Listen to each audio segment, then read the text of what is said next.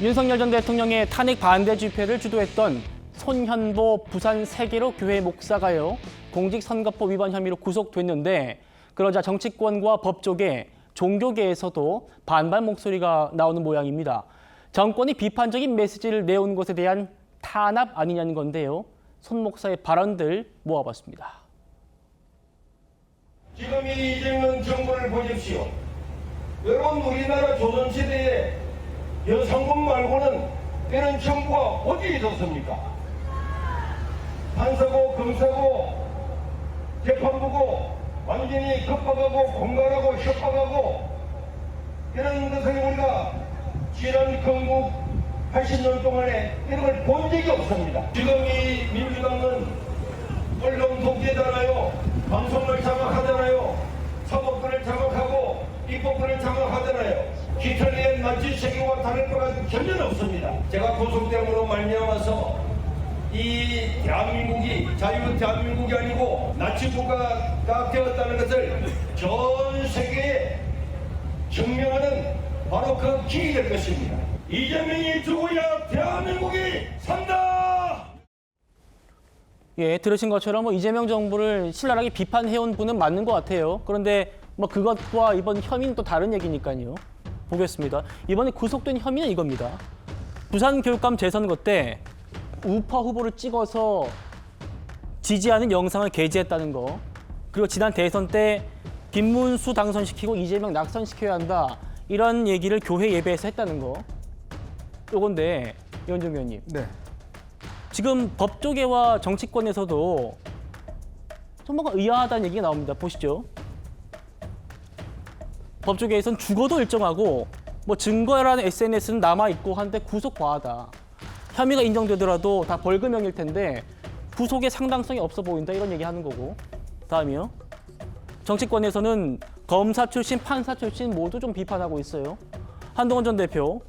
표현의 자유가 보장된 대한민국에서 이 정도 혐의로 구속됐다? 이건 지나치다는 거고요. 나경원 의원. 이재명 정권의 종교 탄압이 위험수위를 넘었다.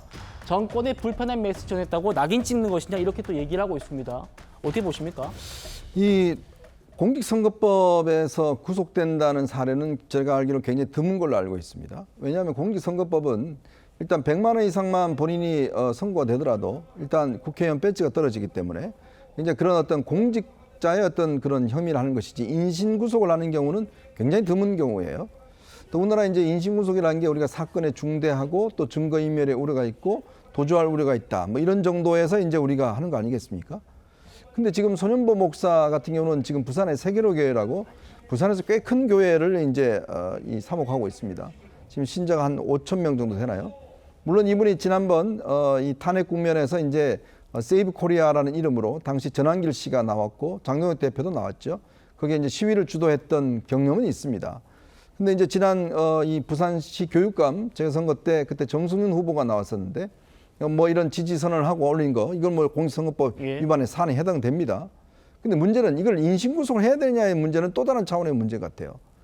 저도 처음에 이게 영장 신청했다고 그랬을 때 구속이 안 될 줄 알았는데 구속 영장이 발부가 됐는데 글쎄 이게 과연 도주의 우려라고 이야기를 하는데 글쎄 본인이 지금 사목하고 있는 이 교인 숫자가 그렇게 많고 부산의 대표적인 교회인데 과연 도주의 우려가 있을까라는 데 대한 저는 판단을 과연 판사가 한다는 게 좀 의아했습니다. 그리고 또 이게 나중에 선고가 나면 물론 어떤 이 판사가 판단하겠지만 과연 이게 구속할 만큼의 중대한 어떤 시급한 문제인 것인지 글쎄 그런 데 대한 우려가 솔직히 있는 것 같습니다. 예, 조기현 의원님. 그 법원이 왜 어떤 이유로 영장 발부했냐면 도망 염려가 있다는 겁니다. 도망 염려. 근데 아까 한동훈 전 대표 얘기도 그렇고 법조계에서도 증거란 영상 유튜브에 다 그대로 있고 이분 지금 교회에 30년 동안 한 예배당에서 예배 본 목사님이라는 거예요. 그런 사람이 어떻게 도망갈 염려가 있느냐 이렇게 또 반문합니다. 어떻게 보십니까? 일단 이 공직선거법상 종교인의 직무를 이용한 이 선거운동은 금지되어 있기 때문에 선거법 위반은 거의 확실해 보이고요. 이런 이렇게 보는 것과 같이 너무 대형 교회 목사이시고 그런데 도망할 염려가 있겠느냐라고 보는 게 뭐 상식적으로 그렇게 볼 수도 있습니다만 법원이 도망의 염려를 판단할 때는 일반 뭐 형사범 사건처럼 해외에 몰래 출국해서 은닉한다거나 이런 것뿐만 아니라 실제 공판정에 출석하거나 수사에 응하거나 이러지 않을 목적으로 회피하는 모든 시도들을 도망의 우려로 같이 보는데요. 2020년에 똑같은 사례가 있었습니다. 정광훈 목사가 공개적인 어떤 자리에서 당시 선거에 영향을 미친 공직선거법 위반 사건이 있었고요. 그때 사전 구속영장 발부됐습니다. 똑같습니다. 그러니까 특히 이 종교 대형 교회 목사들은 이 교인들을 동원해서 이 형의 집행이나 뭐 공판장에 출석이나 이걸 막을 염려, 이걸 도망 우려로 본 게 아닌가 싶습니다.